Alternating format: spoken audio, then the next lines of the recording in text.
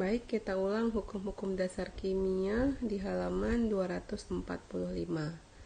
Yang pertama ada hukum Lavoisier atau yang disebut juga dengan hukum kekekalan massa.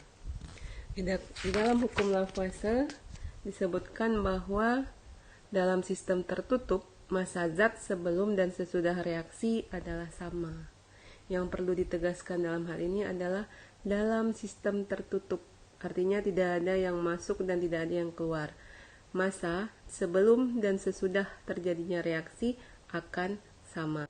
Kalian sudah mempelajari hukum dasar kimia pada aplikasi si jempol, dan saya rasa untuk hukum kekekalan massa itu mudah. Maka silakan jawab uji pemahaman diri di halaman 247 untuk nomor 8 dan nomor 9. Kita akan lanjut ke hukum Proust, yaitu hukum perbandingan tetap, yang menyebutkan bahwa perbandingan massa unsur-unsur dalam suatu senyawa adalah tertentu dan tetap. Contohnya seperti ini. Ada senyawa NaCl yang bersumber dari 3 daerah dengan komposisi Na dan Cl-nya itu masing-masing. Yang pertama untuk Na-nya 0,786 gram. Kemudian untuk Cl-nya 1,214 gram. Itu untuk data yang pertama. Untuk data yang kedua, Na-nya 0,59 gram, sedangkan Cl-nya 0,91 gram. Untuk data yang ketiga, Na-nya 0,983 gram dan Cl-nya 1,517 gram. Sekarang mari kita lihat, mari kita cari perbandingan terkecil antara Na dan Cl-nya. Ini antara 0,786 dengan 1,214 di data yang pertama. Ini data terkecilnya 0,786, artinya kita akan membagi 1,214 dibagi 0,786. Di antara keduanya sama-sama kita bagi 0,786, berarti 0,786 dibagi 0,786 1,214 dibagi 0,786 itu 1,54. Untuk data yang kedua dan data yang ketiga juga kita cari seperti itu. Di sini yang terkecil adalah 0,9, maka sama-sama dibagi 0,9. Ini 1, 0,91 dibagi 0,59 itu juga 1,54. Kemudian yang data yang ketiga, data terkecilnya adalah 0,983. Jadi sama-sama dibagi dengan 0,983. Dan 1,517 dibagi 0,983 adalah 1,54. Ini artinya apa? Ini sesuai dengan hukum Proust. Dalam suatu senyawa NaCl, perbandingan antara unsur Na dan Cl-nya tersebut adalah sama-sama 1 dibanding 1,54. Seperti itu. Oke, berikutnya kita lihat contoh lagi di halaman 249 yang uji pemahaman diri nomor 10. Kita coba cari nomor 10. Itu sampel zinc sulfida. Zinc itu Zn 2+, sulfida itu sulfur 2-, ZnS. Dibuat menurut 3 cara yang berbeda. Ada 3 cara, berarti cara yang pertama, cara yang kedua, dan cara yang ketiga. Kemudian data yang pertama ada sampelnya 3,22 gram. Sampel yang pertama itu 3,22 gram. Terdapat zincnya 2,16 gram. Zn 2,16 gram. Berarti sisanya di sini sulfur. Kita data saja dulu berapa sampel-sampelnya. Sedangkan dalam 5,38 gram sampel, data yang kedua 5,38 gram sampel terdapat 1,77 gram belerang. 1,77 gram belerangnya. Untuk yang ketiga, ada zinknya 0,93 bereaksi dengan 0,46 gram belerang. Sekarang kita cari S-nya berapa di sampel 1, di sampel yang kedua zinknya berapa. Oke, setelah kita cari data yang pertama, sulfurnya itu 3,22 dikurang 2,16 adalah 1,06. Kemudian di sampel yang kedua, zinknya 5,38 dikurang 1,77 berarti 3,61. Untuk data yang ketiga kita tidak perlu isi sampelnya berapa karena nanti tidak diperlukan di perhitungan. Lanjut ke mencari perbandingan terkecilnya. Kita lihat 2,16 dan 1,06 yang terkecil adalah 1,06, maka ini menjadi pembaginya. 2,16 dibagi 1,06 berarti 2. Ini sama-sama dibagi 1,6 berarti 1. Ini yang terkecilnya adalah 1,77. 3,61 dibagi 1,77 2 dibanding dengan 1 juga. Kemudian 0,46, 0,93 dibagi 0,46 itu 2 banding 1. Maka di sini kita lihat perbandingan antara Z dan S dalam senyawa zinc sulfida adalah 2 banding 1. Ketiganya 2 banding 1, maka memenuhi hukum plus. Baik, silakan berlatih untuk nomor 11. Lanjut lagi bagaimana menerapkan hukum perbandingan tetap atau hukum plus tersebut di dalam soal. Coba buka halaman 249 untuk contoh soal 6.2. Baik, soalnya perbandingan massa magnesium dan oksigen. Magnesium dan oksigen dalam magnesium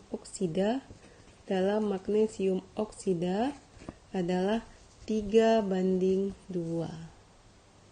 Pada suatu percobaan direaksikan 10 gram magnesium dengan 8 gram oksigen. Pertanyaannya, tentukan massa magnesium oksida yang terbentuk. Berapa gram? Kemudian massa reaksi yang bersisa. Reaksi yang mana? Reaksi itu antara Mg dan O. Yang bersisa siapa? Cara menjawabnya seperti ini.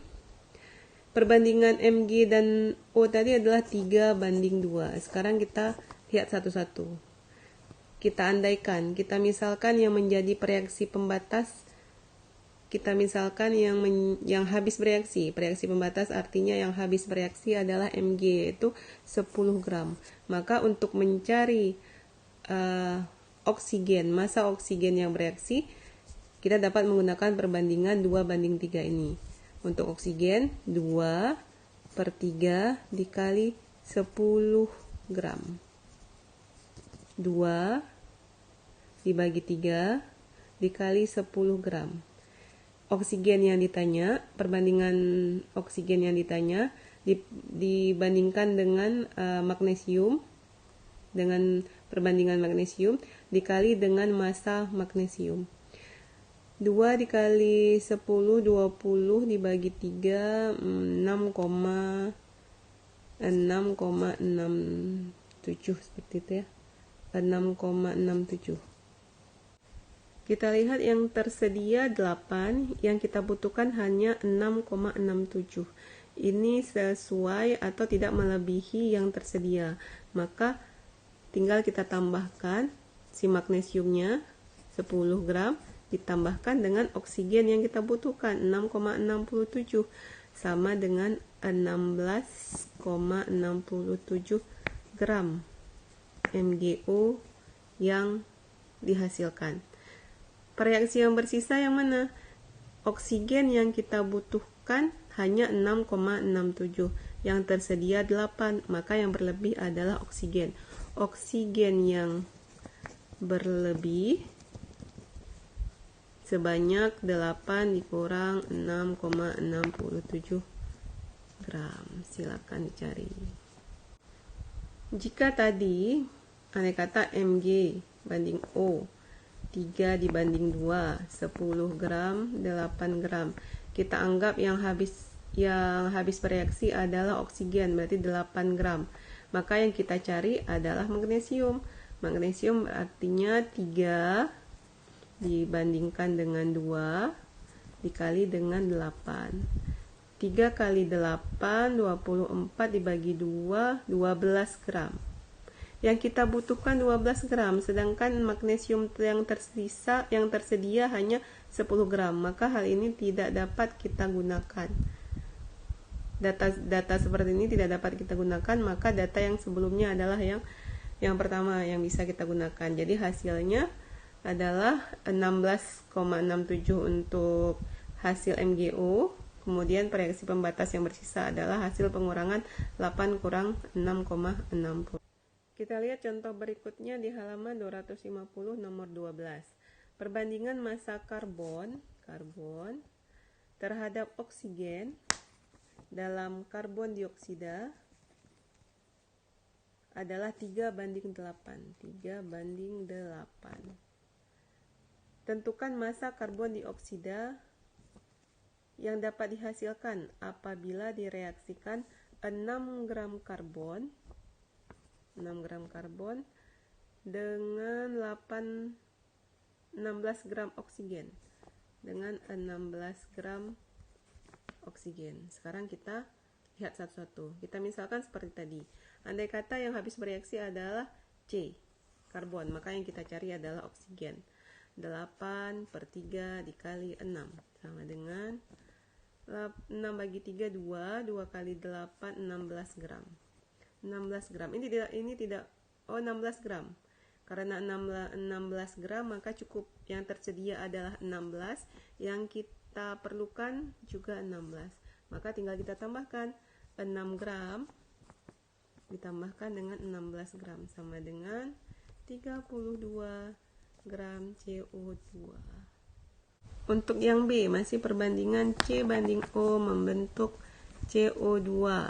Masih 3:8. Saat ini 6 gram karbon dengan 8 gram oksigen. 6 gram karbon dengan 8 gram oksigen. Kita misalkan lagi, andai kata yang habis bereaksi juga karbon, maka tinggal kita cari oksigen. 8/3 dikali 6 sama dengan 16 gram. Ini tidak mungkin karena yang tersedia hanya 8. Maka kita balik, 6 gram dengan 8 gram. Yang habis bereaksi adalah oksigen 8 gram, maka kita cari karbon 3/8 dikali 8 sama dengan 3 gram. Ini dapat kita ambil karena yang tersedia adalah 6 gram, yang kita pakai 3 gram. Maka 3 gram karbon tinggal kita tambahkan dengan yang oksigen yang sebagai reaksi pembatasnya 8.